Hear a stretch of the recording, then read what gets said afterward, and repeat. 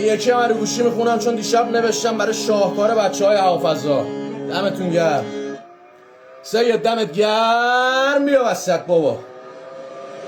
صدای فریاد سجیل اومده باس، با تن سرخ و داغ و مشکیش اومده باس. از شهری برا گوش گرفتن یهود، صدای گریه های ابری اومده باس. صدای فریاد سجیل اومده باس، با تن سرخ و داغ و مشکی اومده باس. از شهری برا گوش گرفتن یهود، صدای گریه های ابری اومده باس. این حاصل سالیان سال ظلم به بشره. من حقیقتو میگم برات خوشم بی اثره.